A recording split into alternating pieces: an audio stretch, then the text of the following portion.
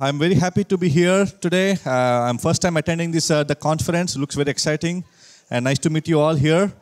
And Keysight has been good partner for us for the many years. We use a lot of their software services and also the hardware equipment. So I'll be talking about a project I'm working on for the high performance PCB boards for high speed applications. So I'll give a brief introduction about PCB hybrid boards, and how do we, from DuPont side, what materials we have to make these high-speed PCB boards, and how do we use the Keysight ADS software to do the design of these PCB hybrid boards, and we have done the EM simulation using the Keysight software. Then once we do the design and the layout of the boards, we make the test boards, and then we do a lot of characterization, the testing and measurements. And that we use using the Keysight PNA, network analyzers. And then we come back to the ADS software to do post-processing or post-measurement analysis, where we take the measured S parameters from the network analyzer and we construct the eye diagram from the measured S parameters, and we apply equalization and other software techniques to improve the signal quality. And also we do what you call as intra-pair skew calculation. This is very important for high-speed digital design. So hybrid printed circuit boards is technically a new concept. PCBs have been there for many, many years, many decades. But the processing requirement, the speed and the frequency requirements are going up and up. So the conventional materials may or may not work for that kind of high-speed applications. So this concept of hybrid PCBs is a mix and match of the best of the materials.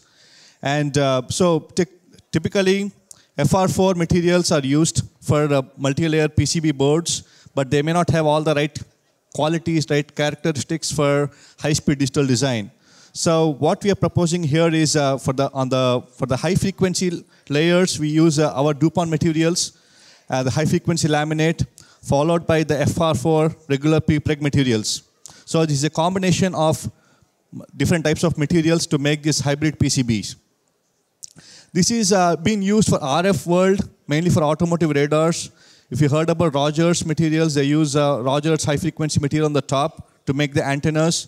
And for the digital side, they use FR4s. But for the high-speed digital, it's not primarily much used. But we are proposing this technology, and we are working with a major customer in the Bay Area to test this concept. And it has all the different benefits because the combination of the FR4 for mechanical stability, the rigidity, and the low CTE. And for the performance, we have these high-speed materials. So there are several papers published by Intel also trying to match different types of materials for PCBs.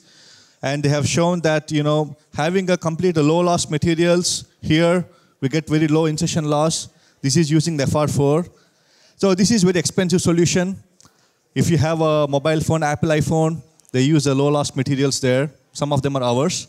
And so that you are paying a lot for your phones, a lot of expensive circuitry there. And this is a regular PCB board, may not perform for NVIDIA kind of chips. So we need to have a kind of a hybrid solution where the green curve, where we can have a better performance than regular FR4 boards, and also cost sensitive. So coming to the DuPont, I am from DuPont. DuPont is a 225-year-old company, established 1802. And we've been there doing many, many things. I work on the electronic side of DuPont, where we make the materials, mainly what you call as polyamides. If you heard about Kapton, the material Kapton's been there since the 1960s. DuPont invented that. And you heard about nylon, that's DuPont material, Teflon. All the primary brands been there for many decades. DuPont invented them. So we are into the electronics business, in the circuits business, where we have these polyamide materials, and we do a lot of fillers into the material for different applications. For example, if you want electrical conductive or thermally conductive, or if you want different colors, we can do that. And coming to the electrical performance, we play with the fillers and try to get best performance. And these are different properties required for high-speed digital boards. mainly the related to permittivity and the loss tangent. So we have this room where we can play with our materials and try to optimize the properties. These are primarily the materials that are being used for high-speed digital boards. And Pyralux is our brand name. Pyralux AP is all polyimide materials. It's a low-loss material. So this is the number DF, the loss tangent. The lower, the better.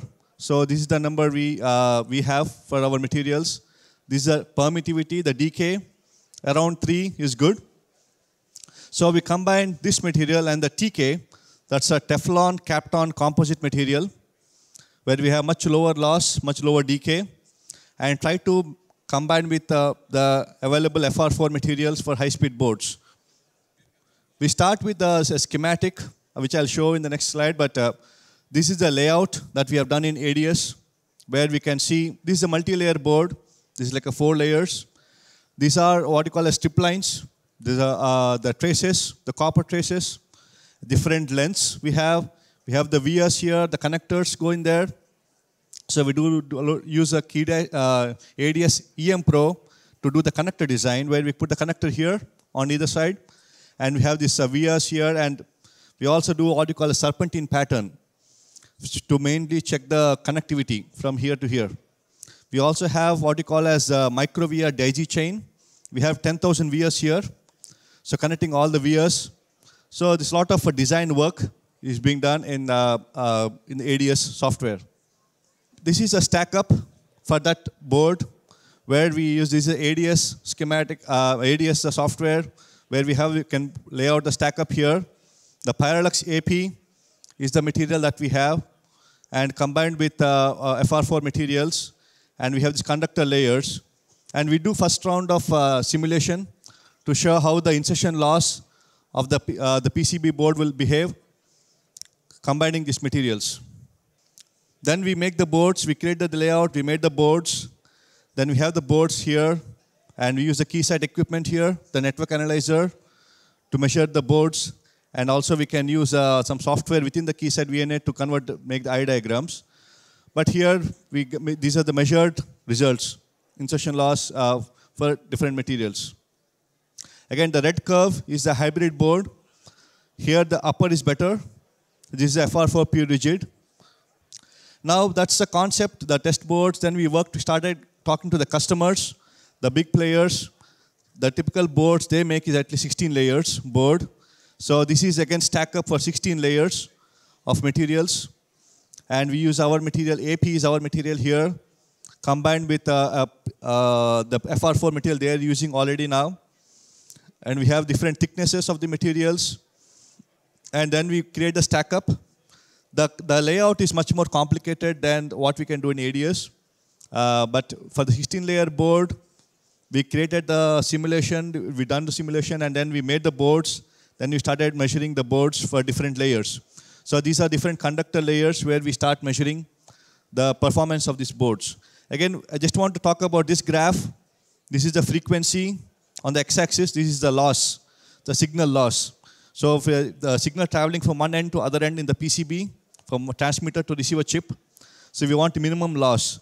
And the frequencies are going up and up. Now the frequency, so now we're around 30 to 40 gigahertz. So we're operating in this range. The lower the loss is better here. Then we measure the S parameters from the Keysight VNA. Those S parameters come into this box here.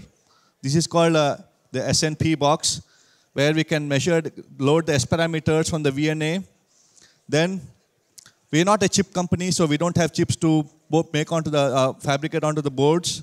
So, but we use the ADS software to simulate the transmitter and the receiver chips here. And this is like an oscilloscope connection here. All simulation, all software, not a real connection there. So in the transmitter side, we can give how much data rate, what we want, what's the voltage. And then, so this is our PCB that we made. And the receiver chip is here. Then this is called a channel simulation in Keysight ADS software, where we send the data from the transmitter through the board. At the receiving end, we see how much is the signal. This is mainly in the time domain. These are the results what we got from the simulation Again, using the measured parameters. So it's after the channel means this is the channel here. So again, there are different lengths, 14-inch channel, and we see the eye diagrams. The more the opening, that's better. And what we see here is for different layers, signal layers, we see the eye diagrams coming from the boards. And we apply what we call equalization. This comes under the transmitter on the receiver. So here we're showing at the receiver, equalization. Again, this is done in ADS software. Then we can open up this eye like this using the equalization. Again, for different signal layers, we have done that.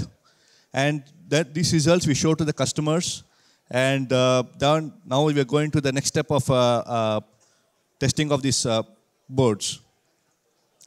There's another thing what we call a skew that's important, because in a PCB there are two traces that go into the board here, and the transmitter will send two signals like this. At the receiving end, both the signals should arrive at the same time. If they don't arrive, the receiver cannot understand what the signal is, incoming signal is. So now the PCB board has the problem of changing the speed, getting slower. It's like going like on a bumpy road. So that we can calculate using the software here. Again, these are the measured parameters from the Keysight VNA. We send a signal through this measured S parameters, and we see on the side how much, at what time they are being received. So this is what we see at the receiving end from trace 1 to trace 2.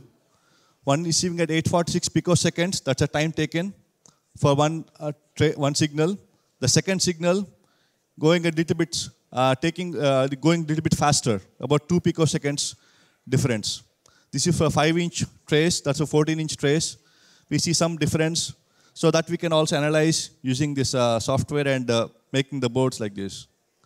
So in summary, we made these PCB boards. We took the help of Keysight ADS software to design the boards, do the simulation, and that helped us to understand the behavior, selecting the right materials to meet the performance requirements from the customer.